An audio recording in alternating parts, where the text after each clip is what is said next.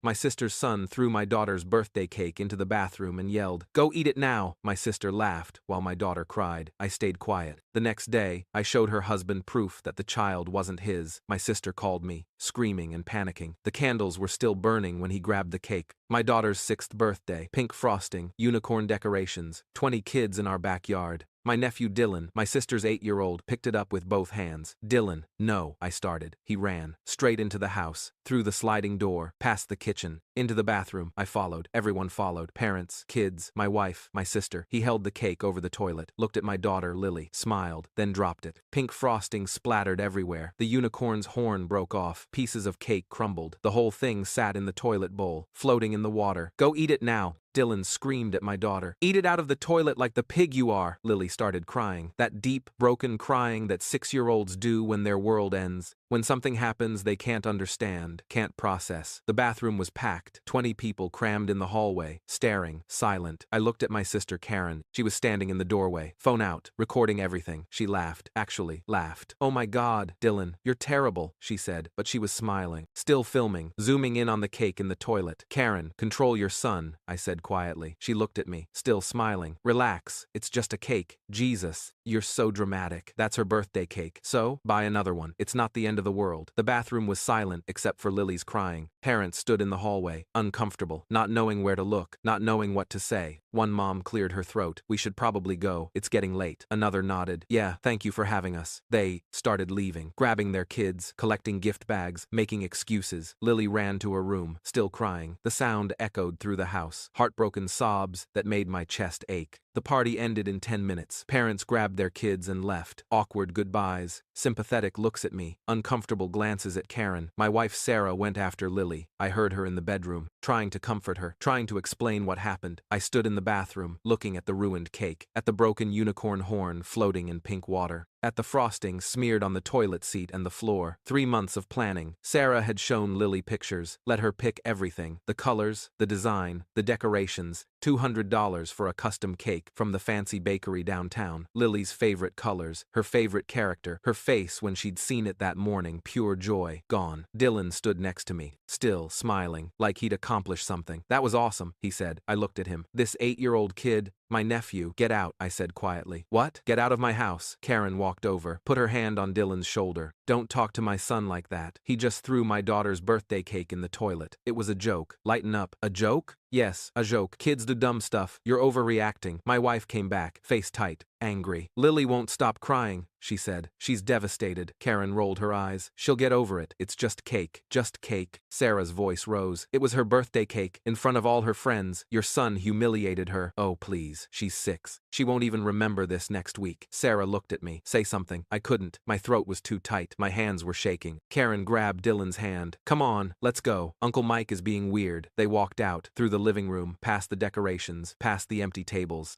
The door slammed. I stood there, staring at nothing. Sarah touched my shoulder. "Are you okay?" "Fine." "You're not fine." "I'm fine." But I wasn't. That night, Lily wouldn't eat dinner, wouldn't talk, just lay in bed, staring at the wall. I sat with her, tried to make her feel better. "We can get another cake tomorrow," I said. "It won't be the same." "I know, but all the kids saw, Daddy. They all watched Dylan throw it in the toilet. They were all laughing. They weren't laughing at you, sweetheart." "Yes, they were. I heard them. They thought it was funny." My throat tightened. "Why did Dylan do that?" she asked, her voice so small. I had no answer. "I don't know, sweetheart. Does he hate me?" "No, he made a bad choice. It was supposed to be perfect. You and Mommy promised it would be perfect." I stroked her hair. "I know. I'm so sorry. I don't want to see Dylan anymore." "You don't have to. Or Aunt Karen." "Okay." She turned away from me, pulled the covers over her head. I left the room, found Sarah in the kitchen. She was cleaning up, paper plates, plastic cups, deflated balloons, untouched party favors. "She won't stop crying," Sarah said without looking at me. "I know. Your sister needs to control her kid. That was cruel. That was deliberately cruel." "I know. That's it? That's all you're going to say?" I didn't answer. "Mike, you need to do something. You need to talk to Karen. This can't just—" I know, but I didn't know what to do, what to say, how to fix this. I lay awake that night, staring at the ceiling, listening to Lily cry in the next room, the sound of her broken sobs through the wall, thinking, remembering. Karen always got away with everything. When we were kids, she broke Mom's antique vase, the one from Grandma, worth thousands, blamed me, said I was throwing a ball in the house. I got grounded for 2 weeks. She got sympathy. She failed math in high school, failed every test, failed the final, made me do her homework, threatened to tell mom I'd hit her if I didn't. I never hit her, but mom would have believed her. I did her homework for a whole semester. She passed, got credit for my work. She crashed dad's car, senior year, drunk, wrapped it around a telephone pole, lied, said someone hit her in a parking lot, hit and run. They believed her. Insurance paid for everything. I got suspended in 8th grade for fighting, defending myself from a bully who'd been tormenting me for months. Karen told the principal I started it, that I was violent, that she was worried about me. He believed her. I got suspended. The bully got nothing. She stole money from her first job, cashier at a grocery store, $300 from the register over 2 weeks. Got caught. Cried, said her manager was setting her up because he'd asked her out and she'd said no. They gave her a second chance, kept her on, fired the manager. And Dylan, just like her, cruel, entitled, protected. Last Christmas, he'd broken Lily's new doll, the expensive one she'd asked Santa for, ripped its head off. Karen had laughed, said boys will be boys. At Easter, he'd pushed Lily into the pool, fully clothed. She couldn't swim well yet, had to be pulled out by Sarah. Karen said it was an accident, that Dylan was just playing. At Thanksgiving, he'd thrown mashed potatoes at Lily, hit her in the face, made her cry. Karen said she was being too sensitive. Every time, every single time, Karen defended him, made excuses, blamed everyone else, because that's what she did. That's what she'd always done, played the victim, always had an excuse, always got away with it. But something about Lily's face tonight, her broken sobs, the way the other kids had watched, the humiliation, something in me went cold, calculating. The next morning, I remembered something. 6 months ago, July, family barbecue at Karen's house. Her husband, Tom, pulled me aside. We were standing by the grill, beers in hand, watching the kids play in the sprinkler. Can I ask you something weird? He said quietly. Sure. He took a long drink, looked at Dylan splashing in the water. Does Dylan look like me? Like, at all? I looked across the yard. Dylan was playing. Blonde hair, almost white blonde, pale skin, blue eyes, tall for his age, thin build. Tom had dark hair, olive skin, brown eyes, muscular build. Italian family, 5 brothers, all looked exactly the same. Strong Mediterranean genes. Dylan looked nothing like him. Nothing. Genetics are weird, I said. Yeah, he didn't sound convinced. Karen says he looks like her dad, but her dad had dark hair too, dark eyes. Everyone in her family does. Maybe a recessive gene or something. You know, like how blue eyes can skip generations. Yeah, maybe. But he didn't look reassured. He took another drink, kept staring at Dylan. He doesn't act like me either, doesn't like any of the stuff I like. Baseball, cars, fishing, nothing. It's like we have nothing in common. Like we're strangers. He's only 8. Kids change. Their interests change. I guess. You're a good dad, Tom. Don't worry so much. Yeah, but he'd looked sad, defeated, like he was carrying something heavy. I'd brushed it off then. Told myself he was just being paranoid. That every parent worries about bonding with their kids. Now, lying in bed at 3 a.m., I thought about it differently. Karen had always been a liar. She'd lied about the vase, the car, the money, the fighting, everything. What if she'd lied about this too? What if Dylan wasn't Tom's? The thought sat in my chest, heavy, cold. I got up, went to my office, opened my laptop, searched, how to tell if child is not biological father, DNA test. That was the answer. I searched, private DNA testing, dozens of companies, mail-in kits, confidential results, 99.9% accuracy. But those took weeks, left a paper trail, orders, shipping, email confirmations. I needed something quieter. I called my friend Marcus. 7 a.m. woke him up. What? Groggy, annoyed. Can you run a DNA test quietly? Silence. Marcus? How quietly are we talking? Very quietly. Off the books. No records, no paper trail. More silence. Mike, what's going on? I need to know if my nephew is actually my brother-in-law's kid. Jesus, can you do it? He was a lab tech at a private testing facility. We'd gone to college together. He owed me favors, big ones. Bring me samples, good ones, hair with roots, saliva, cheek cells, something with intact DNA. Whenever. I'm here all week. Just text me before you come. Thanks. You sure about this, man? This is heavy stuff. Life-changing stuff. I'm sure. I hung up, sat there, planning. I needed samples from Dylan and Tom, without them knowing, without anyone knowing. I went to work that day, couldn't focus, kept thinking about it, planning it. Sarah asked if I was okay. Fine, I said.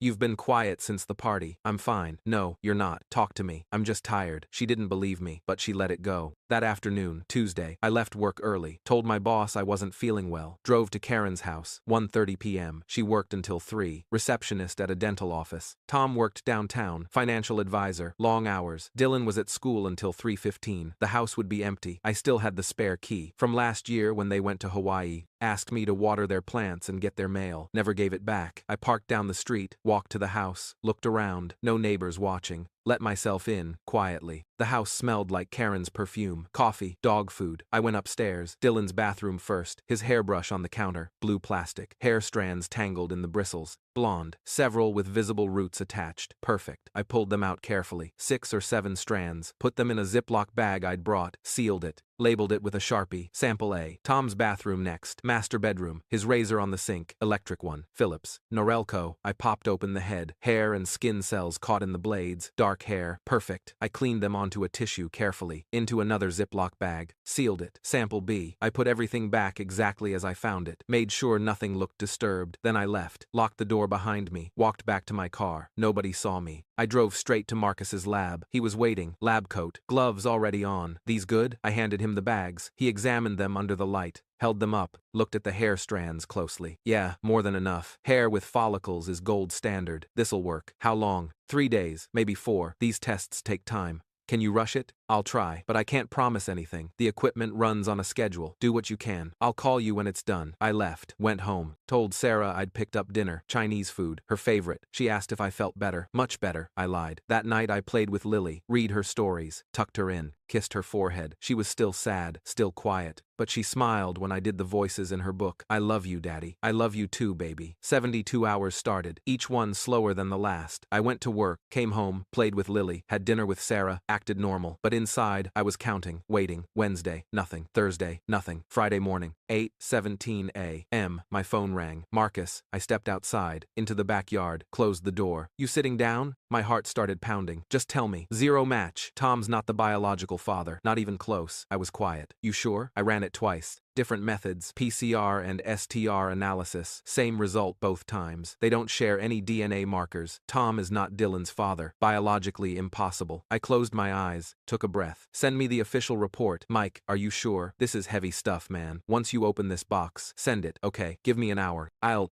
make it look official. Lab letterhead, signatures, the works. Thanks. He emailed it at 9:30. PDF, 12 pages, charts, numbers, genetic markers, probability calculations, official lab letterhead, signatures, timestamps, certification numbers, undeniable. I read it 3 times, made sure I understood every word, every number, every conclusion. Paternity, excluded. Probability, 0%. Conclusion, the alleged father is excluded as the biological father. Then I printed 3 copies, put them in a manila envelope, wrote Tom's name on the front, drove to his office, financial firm downtown, big glass building, marble lobby, 30th floor. I walked in, receptionist at the desk, young, professional, smiled at me. I have a delivery for Tom Anderson, personal, urgent. Is he expecting you? No, but he needs to see this today. Now, if possible. She picked up the phone, dialed his extension. Tom, someone's here to see you. Says it's urgent. Pause. Okay. She hung up. He'll be right down. I waited, standing in the lobby, heart pounding, envelope in my hand. 5 minutes, 10. Then the elevator opened. Tom stepped out, suit and tie. Confused expression, tired eyes. Hey Mike, what's up? Is everything okay? I handed him the envelope. Open it when you're alone. He looked at the envelope, at me, at my face. What is this? The truth. About what? About Dylan. His face changed, color drained, something flickered in his eyes, like he already knew but didn't want to, like he'd suspected for years but never had proof. Mike, just read it, then call me if you want to talk. Is this? Read it first, then decide what to do. I turned and walked out, didn't look back, went to my car, drove home. 2 hours later my phone rang. Karen. I let it ring, watched it buzz on my desk. Voicemail. She called again. Again.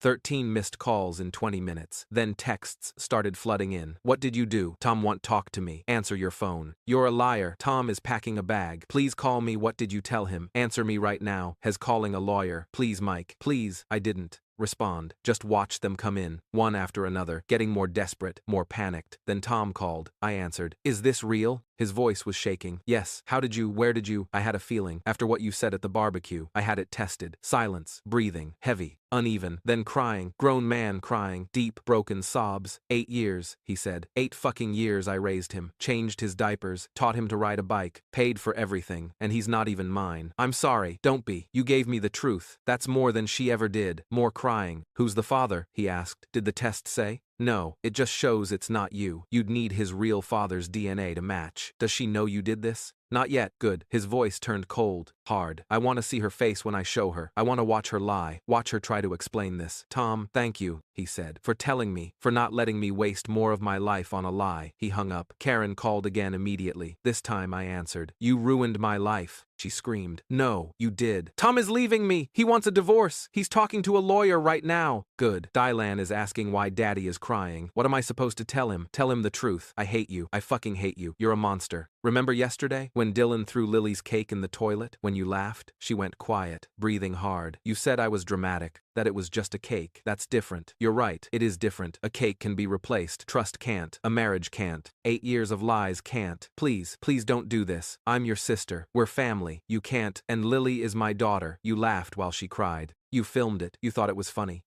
I'm sorry. I'll make Dylan apologize. We'll buy a new cake, a bigger one, whatever you want. Please, too late. I'll do anything. Please. Tom is taking everything. The house, the car. He says I won't get a dime in the divorce. Please talk to him. Please. No. Please. You chose this. When you lied to him. When you let him raise another man's child for 8 years. When you laughed at my daughter. It was just a stupid cake, and this is just the truth. Please don't do this. I'm begging you. I'm your sister. You stopped being my sister when you laughed at my daughter. Please. I hung up, blocked her number, sat in silence, heart pounding, hands shaking. My phone buzzed. Text from Tom. Lawyer says I'm not responsible for child support. Not my kid. Not my problem. Filing for divorce tomorrow. Asking for the house. Thank you for this. You saved my life. I set the phone down, walked to Lily's room. She was playing with her dolls. Quiet, still sad, but playing. Hey, baby. She looked up. Yeah? How about this weekend we have a do-over party? Just us. You, me, Mom, new cake, whatever you want. Her eyes lit up. Really lit up. Really? Really. We'll make it perfect. Even better than before. She smiled. First real smile in days. Can it have 2 unicorns this time? It can have 100 unicorns if you want. She jumped up, hugged me.